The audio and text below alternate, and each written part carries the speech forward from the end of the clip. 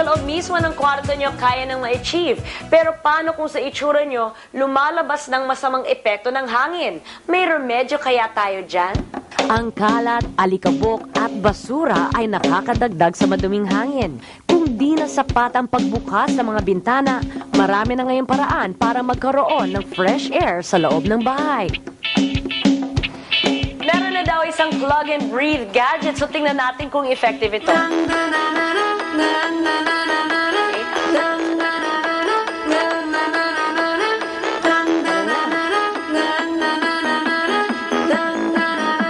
Ang ozonizer ay isa sa mga makabagong air filters ngayon.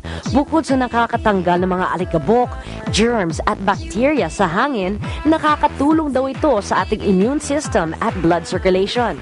Bukod sa paglilinis ng air, ano pang mga ibang functions nitong ozonizer? Bukod sa air, ginagamit dito sa water, bathing and beauty, as an air, sa air, pinifilter, hindi lang pinifilter kung kinikil niya yung bacteria. Ang main function ng ozonizer, lahat ng mga hangin na madudumi na punong-puno ng bacteria, kinakatch niya.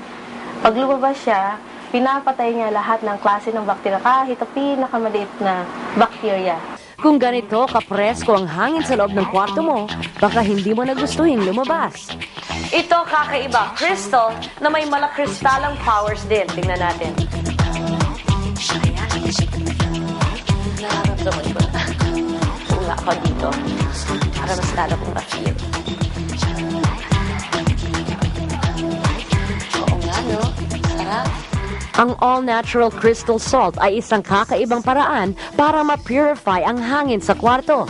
Bukod sa nakaka-energize daw ng paligid, nakakalinis din daw ng baga at sinus. At tutulong pa itong makatulog kayo ng mahimbing.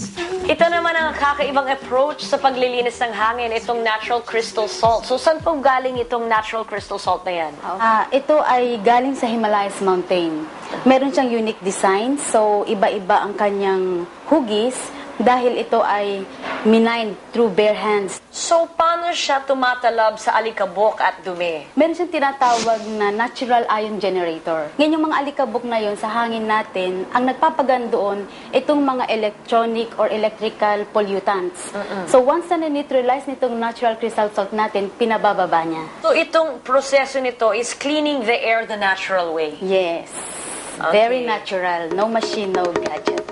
Meron pa tayong sisilipin sa kabilang kwarto, ang air purifier na